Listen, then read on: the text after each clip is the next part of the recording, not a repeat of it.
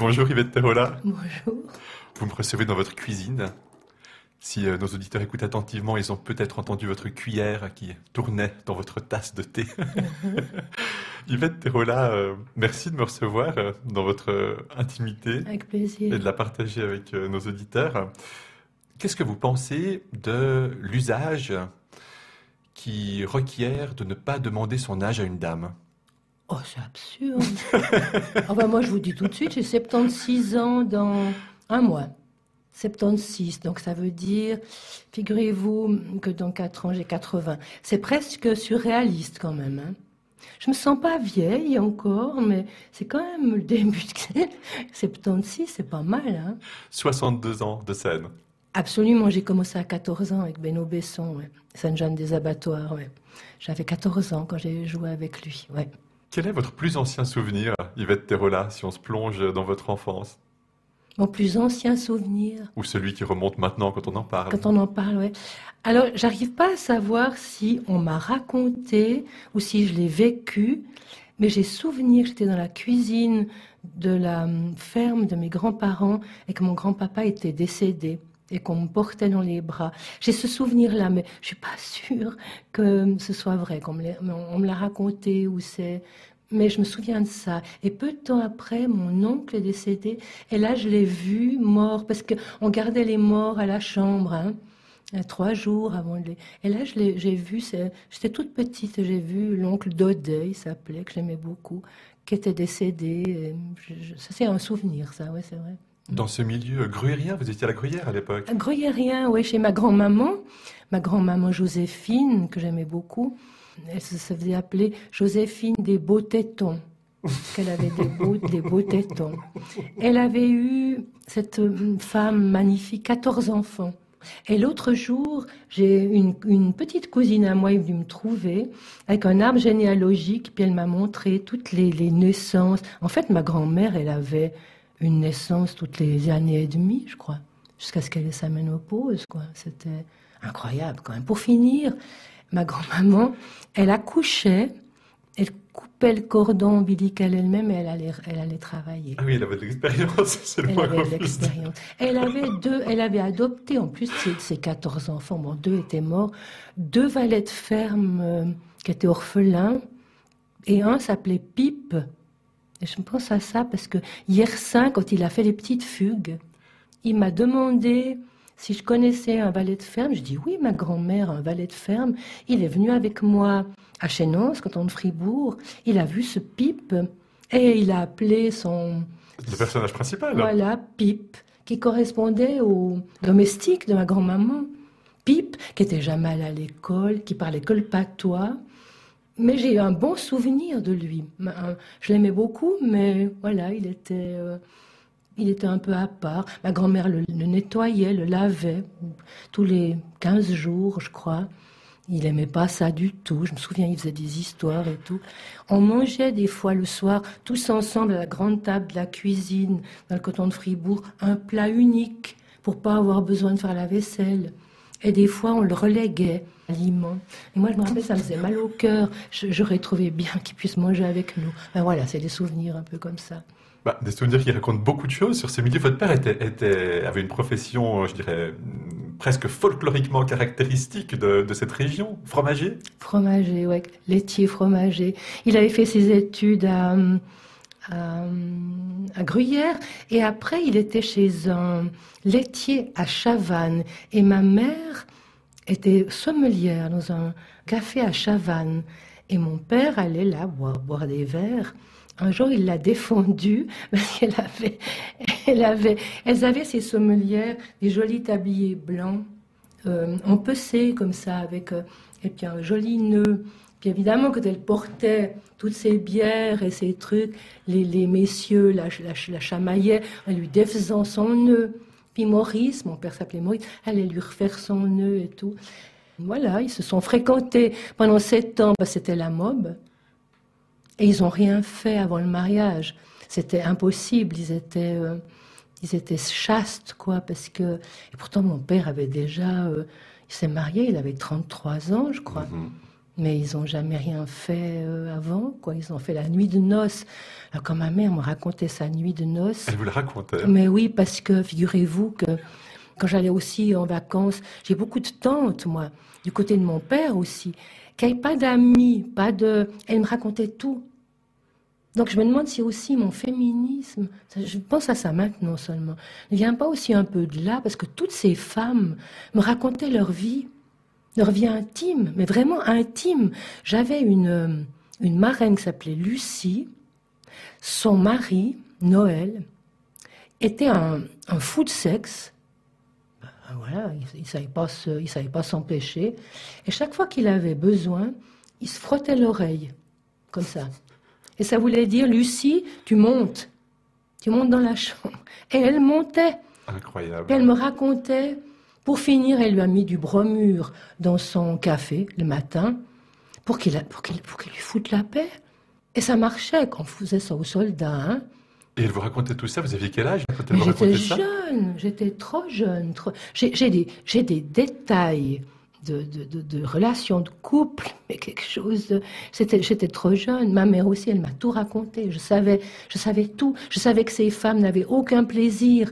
J'essayais au bout d'un moment, quand je suis devenue plus grande, de leur expliquer comment on faisait pour avoir du plaisir. Que c'était pas nécessaire que... Parce que souvent, ces hommes étaient... ils n'avaient pas appris, éjaculateurs précoces. Ils n'avaient pas appris à faire l'amour. Ils ne savaient pas comment... Encore maintenant, beaucoup d'hommes ne savent même pas ce que c'est qu'un clitoris. Donc, à l'époque, ils ne savaient pas. Ils ne savaient pas comment donner du plaisir. Et moi, je me souviens, j'étais assez dégourdie. J'ai commencé à faire du théâtre à 14 ans. Moi, je suis plus allée en vacances à 15, 16 ans. Mais quand même, à ces âges-là, j'arrivais à expliquer. Je disais, mais écoute, il peut très bien...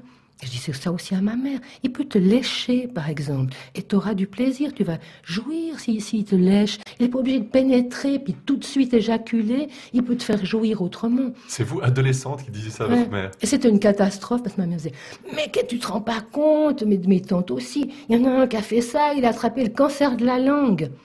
Donc, c'était tabou. Enfin, le sexe était une chose invraisemblable. Ma grand-mère avait une chemise de nuit, et ça c'est réel, je l'ai vu, où il y avait brodé autour de la chemise de nuit, puisque Dieu le veut. Je raconte ça dans un spectacle. Une chemise de nuit avec un trou. Oui, parce que c'est tellement invraisemblable. Et c'est une réalité. Donc, on revient de loin, je dirais. On revient de loin ouais, c'est presque incroyable, quoi. C'est presque... Ouais.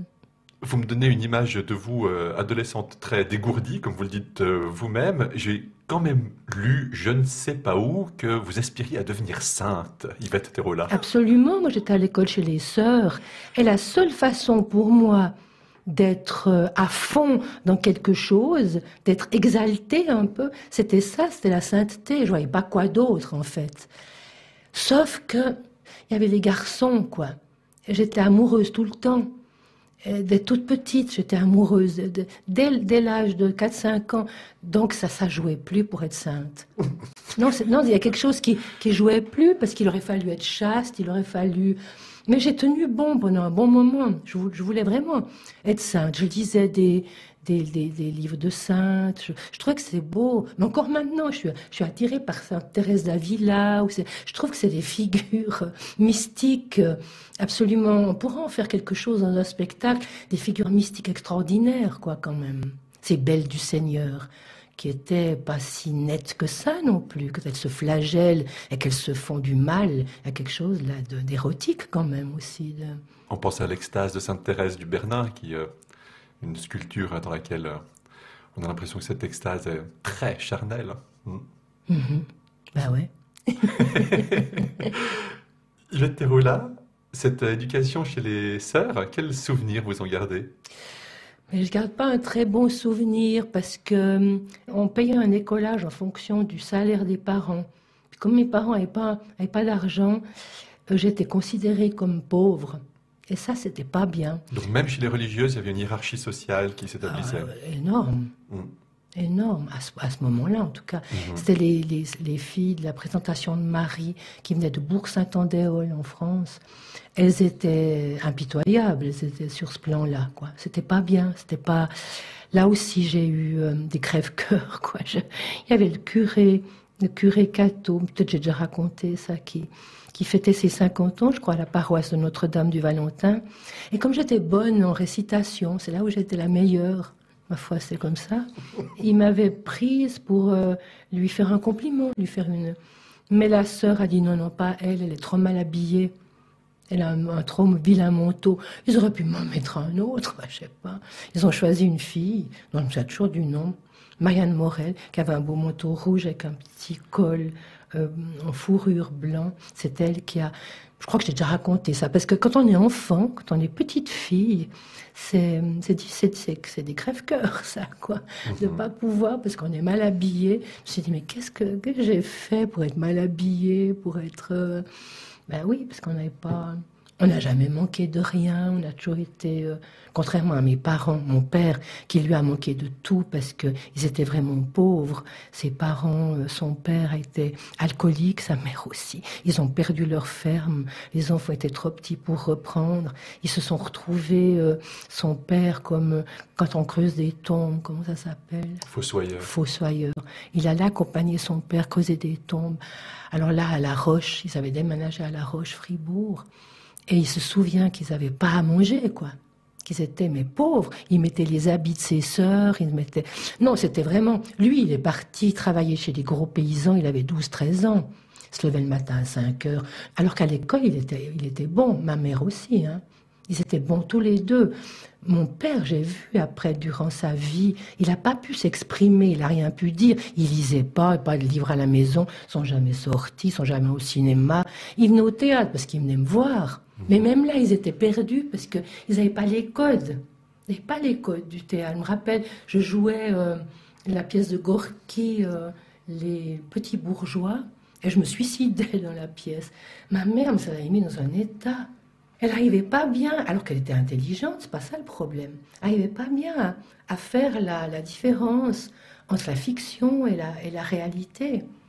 Donc voilà, j'ai vécu un peu dans ce milieu-là. Puis quand j'ai atterri dans le milieu du théâtre, j'étais perdue un peu perdue parce que j'avais non seulement pas les codes, pas la culture, rien. J'ai dû tout petit à petit apprendre. Je me souviens à 14 ans, je suivais des cours d'histoire du théâtre, je ne comprenais rien.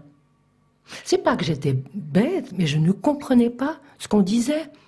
Donc je me dis, après, je suis très indulgente avec les gens qui comprennent pas, parce que on n'a pas les codes, il faut un moment pour les avoir, en fait. Yvette Terola, vous qui vouliez être sainte, vous l'êtes devenue, en quelque sorte, à travers ce premier rôle, auquel vous avez fait allusion, Sainte Jeanne des Abattoirs.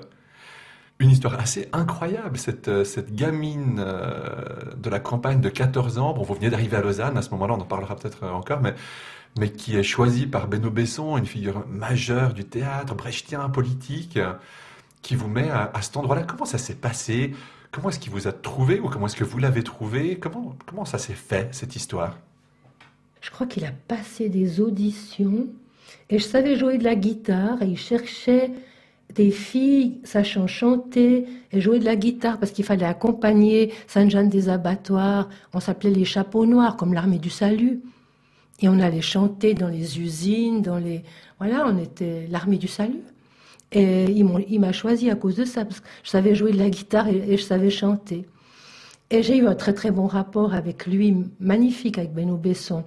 Et c'est lui qui m'a dit, j'étais petite, 14 ans, il m'a dit « Toi, tu feras du théâtre », il m'a dit. Et ça m'est resté. J'étais pas sûre. J'étais sûre de rien, moi. J'ai jamais été sûre de moi. Venant du milieu dans lequel je vivais, étant pas du tout cultivée, ayant fait que l'école primaire, j'avais des doutes sur mes capacités. Et lui, il m'a dit, mais non, je crois que non, tu vas faire du théâtre. Toi, tu feras ce métier-là. Et juste après, il m'a fait passer une audition. Il devait venir monter, je sais plus quoi, ici au théâtre municipal, et il m'avait fait passer l'audition de la scène de Scapin de Molière avec le sac, comment ça s'appelle, quand il allait dans le sac, je ne sais plus. Bref, il m'avait fait passer cette audition, et il est pas revenu, je sais pas, il est parti après, je crois, à Berlin, ou il est pas revenu à Lausanne, donc voilà. Je voudrais revenir un instant en arrière, parce qu'il y a une figure qu'on a laissée sur le bord du chemin. Vous y avez fait allusion dans une interview il y a longtemps. Ça m'a bien plu, cette histoire, c'est Claudie. Ah, Claudie. Bah, comme je disais avant, j'ai toujours été un peu amoureuse, moi, des petits garçons. Et ce petit garçon, il était dans ma maison, un peu grassouillet, comme ça. Et j'étais amoureuse de lui. Et puis, il était chez lui, chez moi, une fois, avec son papa. Et qu'est-ce que j'ai fait, bêtement? Je lui ai donné tous mes jouets. Mais tous, alors qu'il n'y en avait pas beaucoup. Et ma mère a rien osé dire. Et le papa de Claudie a rien dit non plus. Et on n'a jamais récupéré ses jouets. Et je me suis fait engueuler le soir. Mais enfin, Yves, on ne donne pas ses jouets comme ça. J'étais prête, je crois. J'étais déjà bête. J'étais prête pour un garçon à tout donner. C'est après que j'ai appris qu'il fallait pas trop faire ça et qu'il fallait faire attention à ce qu'on faisait, quoi. Mais sur le moment, moi, je me souviens, quand on était en vacances, on est toujours en vacances en Valais avec mes parents. Mon père montait avant nous, il repérait un chalet, il le nettoyait, il mettait des paillasses des fois par terre s'il fallait. Il nettoyait, il allait une semaine avant, on payait presque rien, 50 francs par mois. On allait 2 mois par année, on prenait du bon air et tout. Et là aussi, j'étais tombée amoureuse d'un chevrier, mais j'aurais tout fait. Je serais montée avec lui, à garder ses chèvres et tout. J'étais amoureuse, quoi. Et ça, c'est des beaux souvenirs quand même, des beaux souvenirs. Qu'est-ce que vous faisiez pendant ces vacances? Vous marchiez? On marchait beaucoup, ouais. Ce que j'aimais pas trop, mais ils nous obligeaient quand même. Si, on marchait énormément. C'était marcheurs, mes parents, et puis voilà, on va aller pour ça aussi.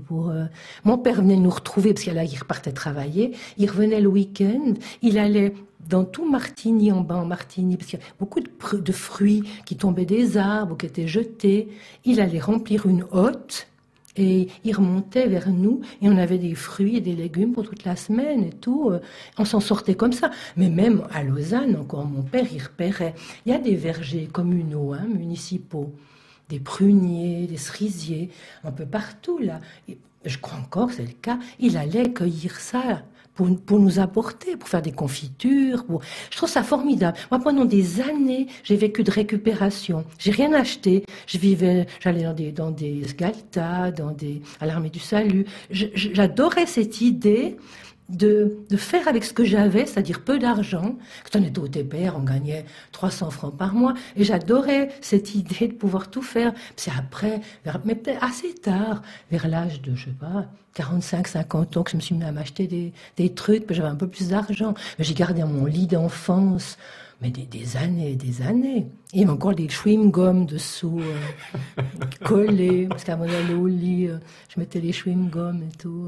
Mais tout ça, je me plains pas, hein. Tout ça pour dire que c'était magnifique. Je trouvais bien d'arriver à vivre avec très peu, puis de vivre bien quand même. C'est ça. Ça, je trouvais que c'était une bonne idée, quoi. C'était quoi votre fruit préféré dans ces récoltes de votre Alors, papa? est-ce que je me souviens? Moi, j'aime les framboises. Je ne sais pas si j'ai déjà dit que j'aimais les framboises, mais j'aime ça. Et les fraises aussi, ils nous amenaient toujours. On allait acheter avec ma maman. Quand on était au moyen de Ried, on allait toujours à Ried. C'était une longue promenade. Et là, il y avait des fraises pour 1 franc le kilo. Et chaque jour à midi, on avait ces fraises qu'on écrasait dans du lait. Ça, j'adorais aussi. Ouais. Et je crois que vous aviez aussi un rapport particulier au millefeuille. Alors, la ligne millefeuille, c'était ce qu'on nous offrait le dimanche. Le dimanche, on avait droit aux millefeuilles qu'on allait acheter. On habitait à ce moment-là où il y avait la coopérative agricole à l'avenue de Beaulieu. Il y avait un boulanger là qui vendait des millefeuilles. À l'époque, il y avait du kirsch dedans, dans les millefeuilles. On avait ça. C'était le bon temps. C'était le bon temps. Après, François Sylvain a fait « Je veux plus de... » Qu'est-ce qu'il a fait? Je veux plus de kirsch. Mais oui, il a dit ça, non? Il a un spectacle, Sylvain.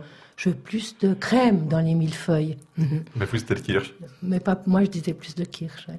Bon, on était des enfants, donc on ne mesurait pas beaucoup, mais on adorait le dimanche parce qu'on savait qu'on avait des millefeuilles. Encore maintenant, j'aime les millefeuilles. Ou j'aime les cervelas aussi, alors que c'est pas... Parce que mon père, il avait 2 boulots. Quand il rentrait du travail, maman lui faisait une tasse de thé et un cervelas, qu'il ait un peu de viande. Et on était autour de lui à quémander une tranche, quoi. Ma sœur et moi, j'ai une sœur. Hein.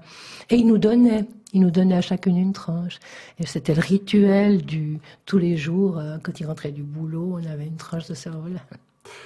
Vous aviez donc 27 tantes et oncles, surtout des tantes, si j'ai bien compris. Vous étiez deux filles dans la famille. Dans un de vos spectacles, vous avez fait allusion, je pense de manière autobiographique, à une déception paternelle sur le fait de ne pas avoir de garçon. Vous avez ressenti ça comme enfant? Oui, oui, oui, papa voulait des garçons. Mais c'était l'époque hein, aussi, ça. C'était l'époque de vouloir avoir un garçon d'abord pour le nom, perpétuer le nom. Il y a encore pas mal de, il y a encore pas mal de femmes, quand elles se marient, elles prennent le nom de leur mari. Hein. Bon, ça, vous l'avez fait, vous avez rempli le contrat pour ça. Non, pas Non? du tout. Je me suis jamais mariée. Non, justement, vous l'avez fait dans le sens où vous avez gardé le nom de Terola, J'ai gardé le nom de Terola, ouais. C'est juste. le nom de votre papa. Ouais, le nom de papa. Loyal quand même. Avec papa, Ouais. qu'est-ce que j'aurais pu faire d'autre? Le nom de ma maman, mais je crois que j'avais pas le droit. Ou... Probablement. Alors je mettais Terola Gander quand même, le nom de maman. Plus maintenant, c'est vrai. Oui, parce que votre maman, donc elle était femme au foyer, elle s'occupait de cette famille, de cette maison. Et vous aviez déjà un sentiment très précoce de l'asymétrie de la situation. Vous êtes même scandalisé, vous le racontez dans un spectacle aussi, scandalisé du fait qu'elle n'ait pas pu voter. Par exemple, ouais. Dès le début, je trouvais qu'il y avait quelque chose qui allait pas, que c'était pas juste ce qui se passait et tout. Et c'est vrai que, ouais, j'ai raconté ça dans un spectacle. Ouais. D'une part, ma conscience politique, elle est née parce que je voyais mon père exploité. Ça m'était insupportable, mais viscéralement insupportable. On lui donnait des médailles des fois parce qu'on l'obligeait à se lever à 3 heures du matin pour aller réceptionner le lait qui arrivait des campagnes. Pour qu'il puisse accepter ça de bonne grâce, on lui donnait un petit titre. Mais je trouvais ça mais mesquin, et je disais à papa, mais va pas. Mais en même temps, lui, il n'avait pas une conscience politique très aiguë. Et c'est après, j'ai essayé de discuter avec lui, mais c'est difficile. Après, je me suis tue, parce que j'ai vu que dans les émissions de radio, je racontais trop. Maintenant, il est décédé, papa et maman aussi, je peux. Mais à l'époque où ils étaient encore vivants, je sais que je lui ai fait de la peine à mon père, parce que il se sentait, humilié un peu. Ça veut dire quoi? Ça veut dire que je suis ouvrier? Ça veut dire que j'arrive pas à faire mieux? Alors que c'est pas le cas. Il aurait tellement aimé être laitier dans un village. Il a tout essayé. On appelait à l'époque, on soumissionnait pour avoir un lait dans un village. On appelait ça un lait. Mais les gens qui votaient parce qu'il y a plusieurs personnes qui se présentaient. Il y avait le syndic, il y avait le pasteur ou le régent. Il fallait aller trouver ces gens-là pour qu'ils votent pour vous. À la limite des pots de vin et tout ça. Maurice, mais mon père, il était incapable de faire ça. Donc il a jamais pu avoir un lait dans un village, on aurait tellement aimé aller à Thieran. Voilà. Ma mère aurait aimé ça, être l'épouse du laitier du village, ça lui aurait bien plu. Mais après, elle a abandonné l'idée. Elle aimait mon père de toute façon. À la fin de sa vie, elle avait dit, elle l'attendait parce que quand il a eu fini de travailler, Maurice, il voulait quand même être utile à quelque chose. Donc il allait faire les containers pour ramasser les bouteilles vides. Ça lui faisait 50 centimes par bouteille. Sauf que il s'abîmait les habits parce qu'il allait dans les containers et maman lui réparait ses habits. Puis je lui disais, tu l'attends, hein, Maurice? Elle me dit, oh oui, je l'aime follement. Elle aimait follement Maurice. C'est beau en même temps d'avoir des parents qui se sont aimés comme ça, follement, alors que soi-même, on n'a pas été capable d'aller au bout de quelque chose. Mais voilà, ils se sont promis fidélité, puis ils l'ont fait jusqu'à la fin. Quand je suis arrivé chez vous ce matin, Yvette Terola, on a cherché quelques objets dans votre appartement qui pouvaient raconter quelque chose. Justement, on a sur la table de votre cuisine, devant nous, on a une liasse de lettres avec des adresses très soigneusement calligraphiées. Elles sont entourées d'un ruban rouge. C'est la correspondance amoureuse de vos parents? De mon papa à ma maman, ouais. Quand elle habitait, maman a été longtemps servante chez des docteurs ou là c'était le docteur Berthollet par exemple, qui était un adepte du sans sel. Et maman, pour tricher, elle mettait quand même un tout petit peu de sel. Puis elle disait, mais je sais pas comment vous faites, Lina, mais vos potages, c'est merveilleux. Elle disait rien. Alors c'était simplement un semblant de dessous. Mais il y en a d'autres, c'est marqué uniquement buffet de la gare. Chénonce, buffet de la gare, Fribourg, Mademoiselle Lina Gander. Puis il écrit des choses magnifiques. Non, en plus, il avait une belle écriture. Puis surtout, pour dire qu'il a fait l'école que quelques années, il avait un français Voilà, bien chère Linette, me voilà de nouveau à un triste dimanche pour moi, loin de ma petite. Pour me tuer le cafard, je passe mon temps à t'écrire. Merci de ta jolie lettre qui m'a fait grand plaisir. J'ai constaté que tu pensais quand même à moi. J'ai tellement regretté de ne pouvoir aller te trouver. Bref, là ça va encore, mais j'en ai eu d'autres où il va beaucoup plus loin dans la souffrance. Comme il dit qu'il souffre de ne pas l'avoir, c'est très très beau. Pour dire que c'est quelqu'un qui n'a pas été à l'école ou qui n'a pas été... Il y a très peu de fautes de français aussi. Par contre, il n'y a pas les... À ma chère amour, il n'y a pas la correspondance de ma mère à mon père. Ça, on n'a pas ça. Elle est perdue. Elle est perdue, ouais. Elle a disparu. Yvette Terola, on va vous retrouver demain pour un deuxième épisode où on va découvrir plus à fond comment vous vous êtes lancée dans le théâtre, vous qui étiez si bonne en récitation chez les bonnes sœurs. Merci beaucoup. Merci. Avant de se quitter, dites-nous quelle musique on écoute pour prendre congé. Alors, est-ce que pour vous ça va si on fait Se faire horizon? On l'écoute. Merci beaucoup, Yvette Terola. C'était fantastique.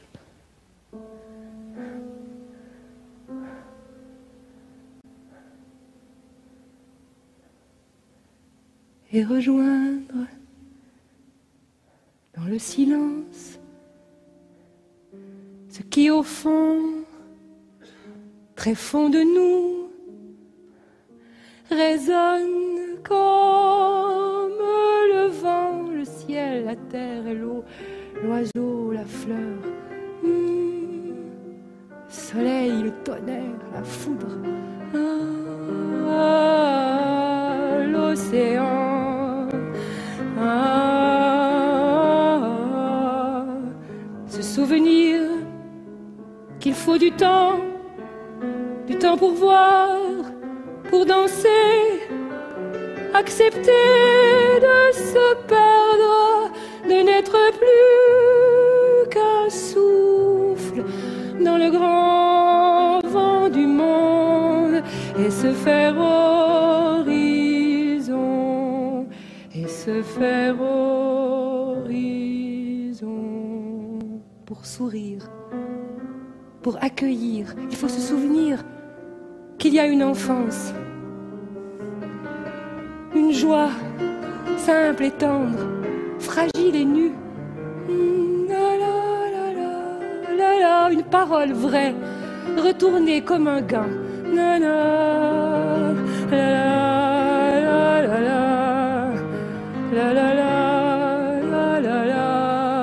ce souvenir qu'il faut du temps pour vivre, pour mourir, rendre hommage à la vie, au temps de notre vie.